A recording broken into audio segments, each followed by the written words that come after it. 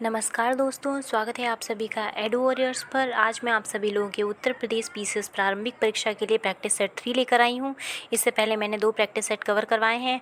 काफ़ी लोगों के कमेंट्स आए हैं कि वो वीडियोस आपको बहुत पसंद आ रहे हैं, उसमें जो क्वेश्चंस हैं वो काफ़ी अच्छे हैं एग्ज़ाम पॉइंट ऑफ व्यू से। इसीलिए मैं इस सीरीज़ को कंटिन्यू कर रही हूँ आप सभी लोगों के लिए। इसमें मैंने प्रीवियस ईयर्स में जो क्वेश्चन अभी तक पूछे गए हैं यूपी पीसीएस आयोग में, मैं उन सभी प्रश्नों की श्रृंखला आप सभी लोगों के लिए लेकर आई हूँ। यदि आप लोगों को ये वीडियो पसंद आती है तो प्लीज़ आप इसको लाइक, शेयर एंड सब्सक्राइब ज़रूर करें। चलिए आज का वीडियो स्टार्ट करते हैं। इस सीरीज़ का पहला प्रश्न है, निम्नलिखित में से कौन सा एक पारिस्थितिकी तंत्र पृथ्वी के सर्वाधिक क्षेत्र पर फैला हुआ है? ए मरुस्थलीय पारिस्थितिकी तंत्र, बी घास का मैदान पारिस्थितिकी तंत्र, या सी पर्वतीय पारिस्थितिकी तंत्र, या डी सामुद्रिक पारिस्थितिकी तंत्र। हालांकि ये प्रश्न आप सभी लोगों को पता होगा, लेकिन इन्होंने जो ऑप्शन दे रखे हैं इससे कुछ लोग कंफ्यूज भी हो सकते हैं। तो इस प्रश्न का जो फ्रेंड्स आंसर है वह आपका ऑप्शन नंबर डी है, सामुद्रिक पारिस्थितिकी तंत्र।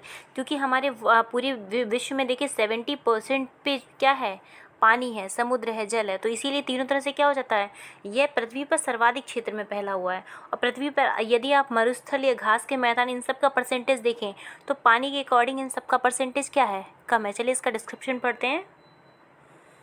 सामुद्रिक पारिस्थितिकी तंत्र पृथ्वी के सर्वाधिक क्षेत्र पर फैला हुआ है। यह पृथ्वी के 71% भाग पर पाया जाता है और पारिस्थितिकी तंत्र का सर्वप्रथम प्रयोग ए.जी. टांसले द्वारा किया गया था। अब देखिए ये भी नाम बहुत महत्वपूर्ण हो जाता है कि पारिस्थितिकी तंत्र शब्द का जो प्रयोग है वह किसने किया। ये बहुत बार प्रश्न पूछा गया, तो ए.जी. टांसले सर ने किया था। ठीक है, ये आप आंसर इसका याद कर लीजिए। अगला क्वेश्चन है 46, उत्तर प्रदेश की अर्थव्यवस्था के विभिन्न प्रखंडों की अभिनव प्रकृति निराशाजनक संभावनाएं दर्शाती हैं।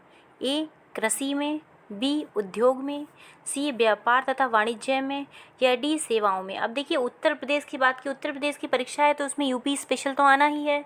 इसीलिए यूपी स्पेशल में भी आपको किस टाइप के क्वेश्चंस करना है ये बहुत इंपॉर्टेंट रखता है। अब यूपी में उन्होंने अर्थव्यवस्था की बात की और अर्थव्यवस्था में भी उन्होंने जो विभिन्न प्रखंडे हैं उसमें विभिन्न प्रकृतियाँ जो निराशाजनक हैं, ना कि आशाजनक, निराशाजनक संभावनाएं दर्शाती हैं, वह कौन सी हैं?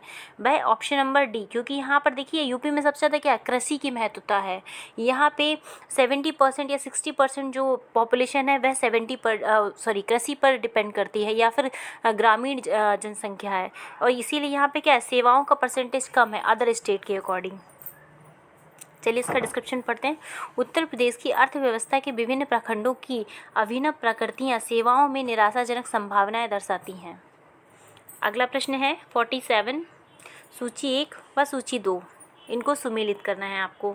अब ये देखिए देश दिए हुए हैं और उनके आगे राजधानियाँ दी हुई हैं, तो देश को उन राजधानियों से आप सभी को मैच करना है। पेरू, जिम्बाब्वे, क्यूबा, लाओस, और सामने दिया हुआ है हरारे, हवाना, वियतनाम या लीमा। फ्रेंड्स यदि हम इनको मिलाना स्टार्ट करें तो आप सभी लोगों को याद होगा कि पेरू जो है वह किस कॉन्टिनेंट में पड़ता है, ऐसे याद करिए। तो पेरू जो है वो साउथ अमेरिका कॉन्टिनेंट में पड़ता है और पेरू की जो राजधानी है वह लीमा है। ठीक है, इसी तरह से जब जिम्बाब्वे में आते हैं तो जिम्बाब्वे कहाँ पे है, कैरेबियन एक कंट्री है, तो जिम्बाब्वे की जो राजधानी है वह हरारे है। और क्यूबा की राजधानी हवाना है, इसी तरह से लाओस की वियतनाम है। तो ये चारों ही राजधानियाँ मैच हो गई। इसीलिए आप लोग जब भी ज्योग्राफी पढ़िए तो आप मैप का ज़रूर यूज़ करिए, क्योंकि मैप के बिना आप लोग जो है क्वेश्चन को ईजिली सॉल्व नहीं कर पाएंगे। मैप में आपके जो भी आप देखेंगे, पॉलिटिकल देखेंगे, फिजिकल देखेंगे, उसमें कई चीज़ें आपकी क्लियर हो जाएंगी। पहाड़ हैं, जो पर्वत और रिवर, राजधानियाँ, इन सबको आप एक बार ज़रूर देखिए। चाहे भले ही आप वीक में एक बार प्रैक्टिस करिए, लेकिन ज़रूर करिए, क्योंकि क्वेश्चन कहीं से भी बन सकता है। आपको थोड़ा भी कंफ्यूज करेंगे तो वह प्रश्न आपका आता हुआ गलत हो जाएगा। चलिए ये देखिए इसमें मैच मैंने करवा दिया है सारी आपकी।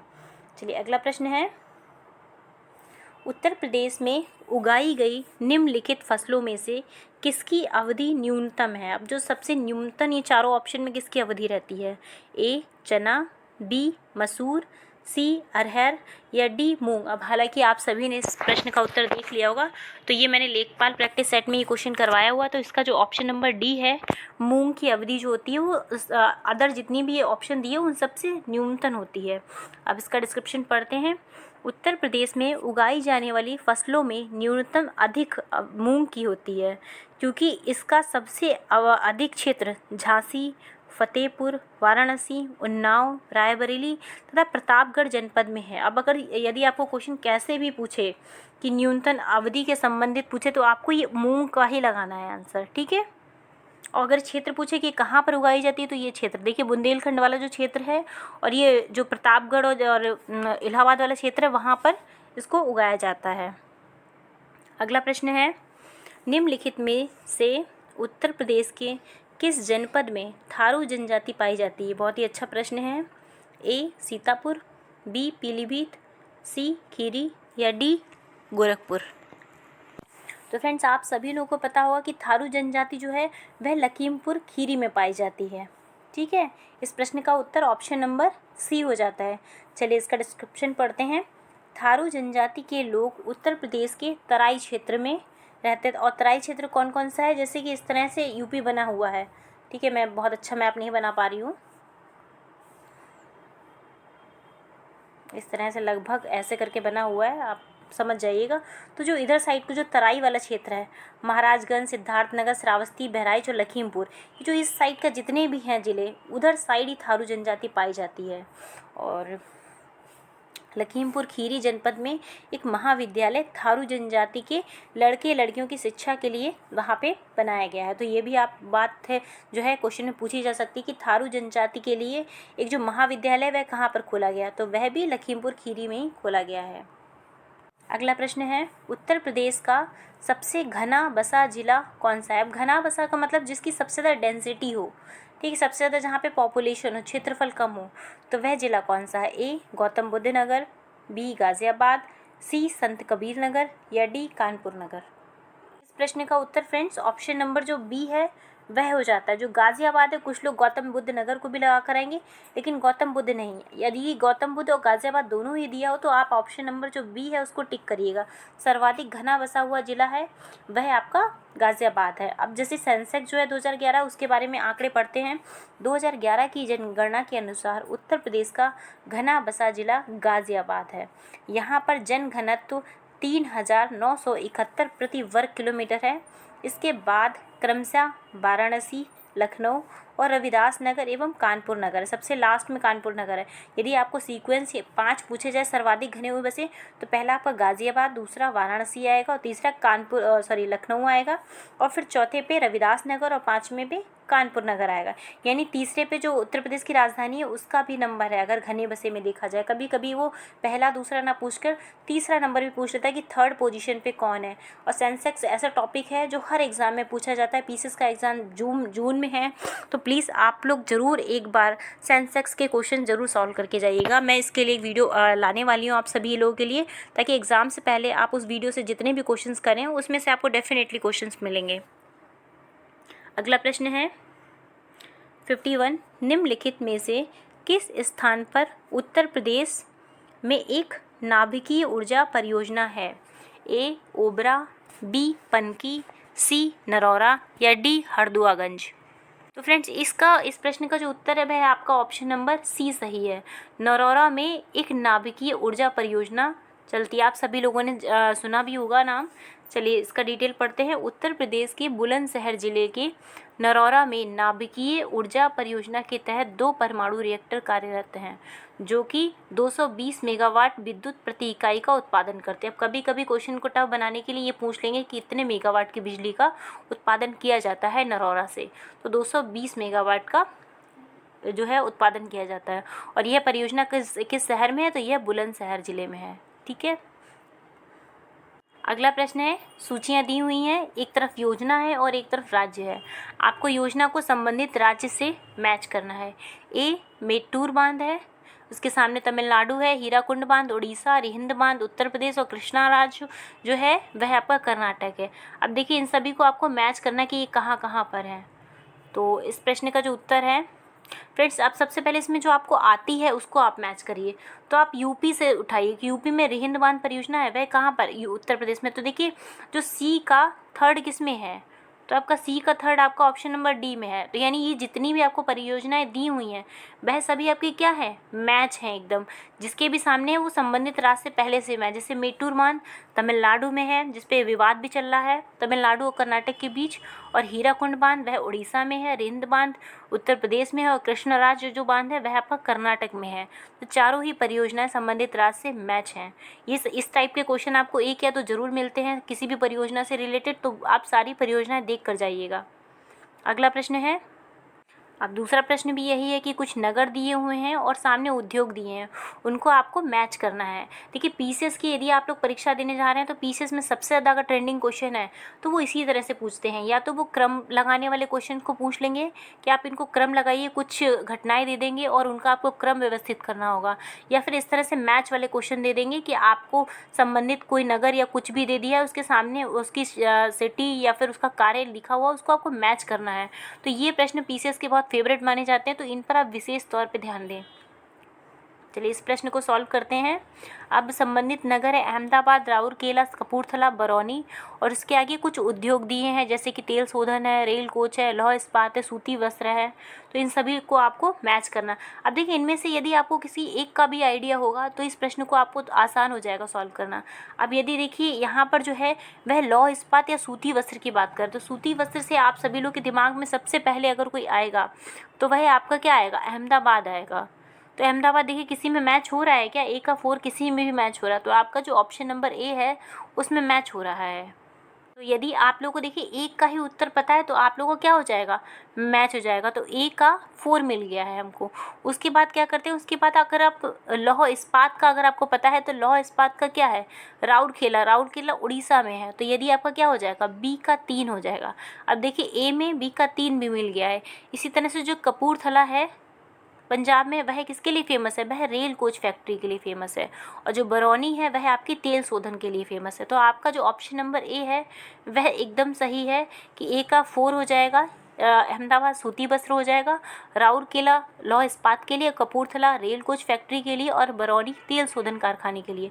अब ये देखिए आपका ऑप्शन नंबर ए सही है और ये सारे आपके मैच हैं। चलिए अगला प्रश्न है, निम्नलिखित सागरों में से किसमें न्यूनतम लवणता पाई जाती है। अब ये देखिए यहाँ पे अधिकतम और न्यूनतम आप लोगों को थोड़ा विशेष ध्यान दीजिएगा। ए बाल्टिक सागर, बी बेरिंग सागर, सी भूमध्य सागर या डी लाल सागर। अब यदि प्रश्न में ये इस तरह से पूछा है कि न्यूनतम लवणता पाई जाती है, जो चारों ही इन्होंने सागर दिए हुए हैं, तो बेरिंग सागर, लाल सागर और भूमध्य सागर, इन तीनों में इतनी लवणता नहीं ज़्यादा पाई जाती, जबकि जो बाल्टिक सागर है यहाँ पे लवणता न्यूनतम पाई जाती है। बाकी सब में बाल्टिक सागर के अकॉर्डिंग ज़्यादा पाई जाती है लवणता। अब चलिए इसकी डिटेल पढ़ते हैं।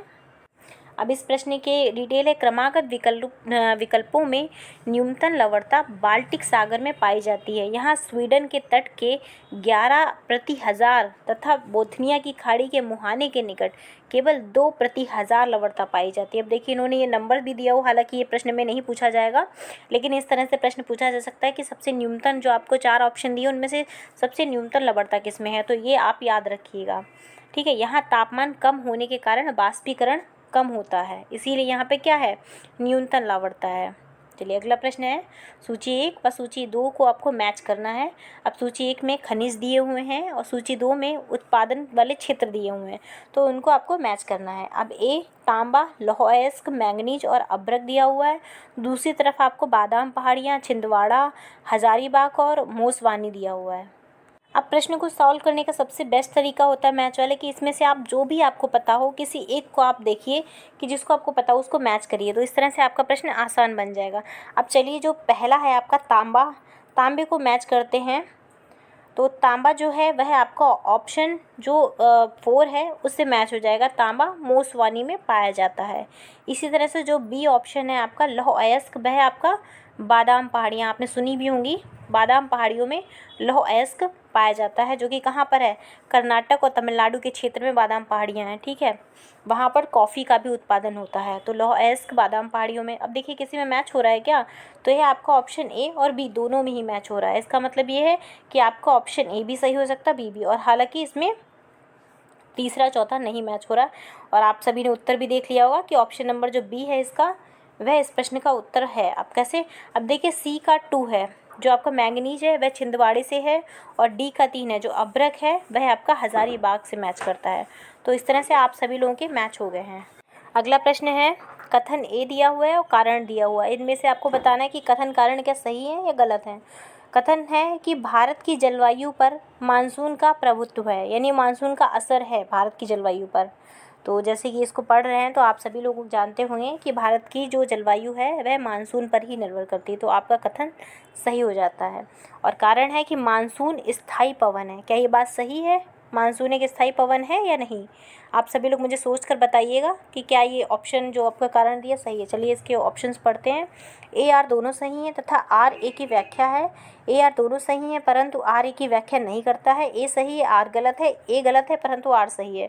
तो देखिए इसमें आपको दिख गया होगा कि जो आपका ऑप्शन नंबर सी है इस प्रश्न का उत्तर, वह कि इसमें आपका ऑप्शन नंबर जो ए है वह सही है परंतु आर गलत है। अब आर गलत कैसे है कि जो भारत की जलवायु जो मानसून है वह एक स्थायी पवन नहीं है, ये एकदम गलत हो जाता है। भारत की जो जलवायु है वह तो मानसून पर ही निर्भर करती है, ये सही है, लेकिन ये स्थायी पवन नहीं है।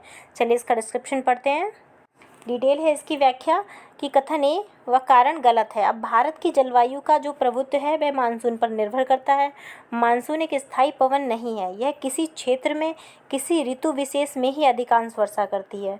मानसून मूलतः हिंद महासागर एवं अरब सागर की ओर से भारत के दक्षिण पश्चिमी तट पर आने वाली हवाओं को कहते हैं। अब देखिए ये जो इन्होंने बात कही कि ये स्थायी पवन, तो ये गलत हो जाती है। स्थायी पवन क्या किसी एक स्पेसिफिक क्षेत्र में आती है? नहीं, भारत में जो जलवायु है या जो वर्षा है वह आपका केरल से तो आती है, और केरल से आते आते वह क्या करती है, पूरे भारत में वर्षा करती है। तो सबसे ज़्यादा अगर भारत में वर्षा करने वाला कौन सा मानसून है?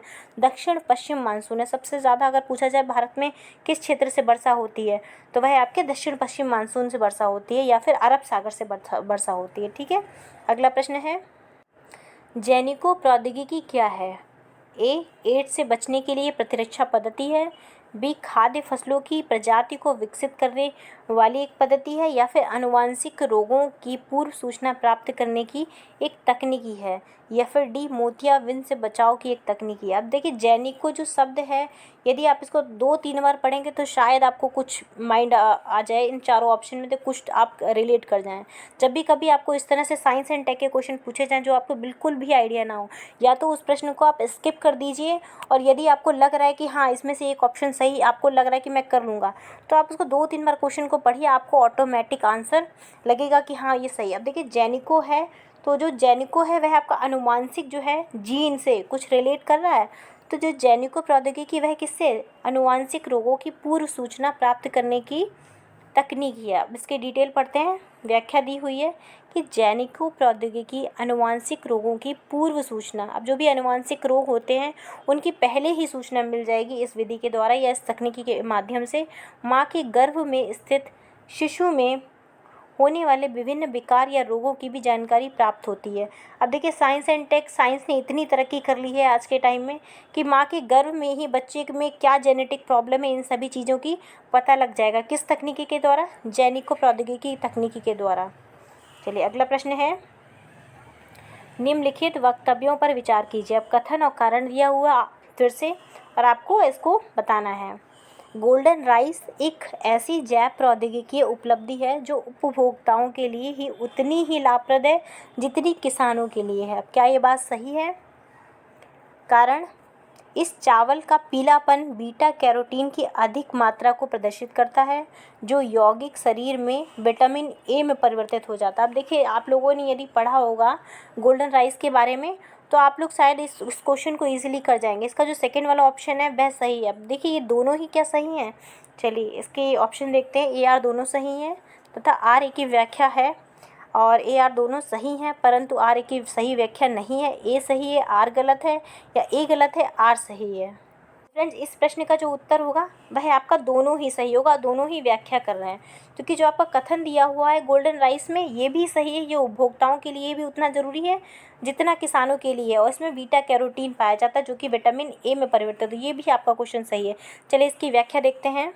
इस प्रश्न की व्याख्या है, गोल्डन राइस जैव प्रौद्योगिकी एक ऐसी उपलब्धि है जो उपभोक्ताओं के लिए भी उतनी लाभप्रद है जितनी कि किसानों के लिए है। गोल्डन राइस में बीटा कैरोटीन बनाने वाला जीन डाला गया है जो शरीर में पहुंचकर विटामिन ए में परिवर्तित हो जाता है। इसके जन्मदाता प्रोफेसर इंगो पोट्रिक्स तथा डॉक्टर पीटर वेयर हैं। अब देखिए दोनों ही नाम आप याद रखिएगा, क्योंकि इससे बहुत बार क्वेश्चन पूछा जा चुका है पीसीएस में कि गोल्डन राइस में कौन सा विटामिन पाया जाता है, या गोल्डन राइस जो है वह कैसी एक तकनीकी है। तो हो सकता है इस बार इनका नाम पूछ दे कि इसके जन्मदाता कौन है। तो प्रोफेसर इंगो पोट्रिक्स का नाम याद रखिए या फिर डॉक्टर पीटर वेयर का नाम याद रखिए। हो सकता है कि प्रश्न में कुछ चेंजेस किए जाएँ, तो कभी कभी प्रश्न सेम ही रहता है लेकिन उसमें पूछने का जो तरीका होता है वह बदल देते हैं। अगला प्रश्न है, निम्नलिखित में से कौन कंप्यूटर आंकड़े की त्रुटियां प्रदर्शित करता है? A chip, B byte, C bug या डी बिट। अब हालांकि यह सभी आप लोगों को पता होगा कि जो ऑप्शन नंबर सी है वह बग है, कि इसमें बग जो होता है वह कंप्यूटर या फिर मोबाइल का क्या करता है, त्रुटियों को प्रदर्शित करता है। बग कंप्यूटर आंकड़ों की त्रुटियों को प्रदर्शित करता है। चिप एक स्टोरेज डिवाइस है। कंप्यूटर के संदर्भ में 0 तथा 1 को बाइनरी डिजिट के नाम से जाना जाता है, इसके संक्षेप में बिट्स भी कहते हैं, और 8 बिट्स के संयोजन को बाइट्स कहते हैं। बहुत लोगों को इस लाइन में कन्फ्यूजन होती है कि 8 बिट्स को बाइट्स कहते हैं या बिट मतलब क्या कहते हैं। तो ये आपकी जो लाइन है इसको आप दोबारा पढ़ लीजिएगा। अगला प्रश्न है, आयोडीन युक्त हार्मोन है? ए थायरॉक्सिन, बी इंसुलिन, सी एंड्रोलिन या फिर डी टेस्टोस्टेरोन। इस प्रश्न का भी उत्तर आप सभी लोगों ने दे दिया होगा। बहुत ही आसान प्रश्न है। जो आयोडीन है वह आपका एक थायरॉक्सिन हार्मोन है। सबसे पहली बात तो आप ये याद रखिए यह एक हार्मोन है, ठीक है। ये प्रश्न पूछा जा चुका है आपका। तो थायरॉक्सिन आयोडीन युक्त एक हार्मोन है। यह थायराइड ग्रंथि से स्रावित होता है, और थायरॉक्सिन की कमी से सामान्यतः क्या हो जाता है, घेंगा हो जाता है, जड़ मानवता ये आदि इस तरह के रोग हो जाते हैं। अगला प्रश्न है, इस सीरीज़ का ये लास्ट क्वेश्चन था फ्रेंड्स। आप सभी लोग बताइएगा ये क्वेश्चंस आपको कैसे लगे हैं। कमेंट बॉक्स में आप लोग ये इन क्वेश्चंस के आंसर भी करते जाइएगा, जिससे आप लोगों को ये पता चलेगा कि आप लोग के चेस के कितने प्रश्न सही हो रहे हैं। यदि आप लोगों को ये वीडियो पसंद आ रहा है तो प्लीज़ आप इसको लाइक करिएगा, शेयर करिएगा और चैनल को सब्सक्राइब करिएगा, जिससे आपको डेली नोटिफिकेशन मिल सके। और इसका आपको यदि PDF चाहिए तो आप हमारा टेलीग्राम लिंक जो चैनल है उसको ज्वाइन करें। टेलीग्राम चैनल का जो लिंक है मैं आपको डिस्क्रिप्शन बॉक्स में प्रोवाइड कर दूँगी, वहाँ से जाके आप ज्वाइन कर लीजिए, जिससे आपको डेली नोटिफिकेशन मिल सके और जो इसकी PDF है वह आपको PDF भी प्रोवाइड हो जाए। ठीक है, आज के लिए बस इतना ही। धन्यवाद।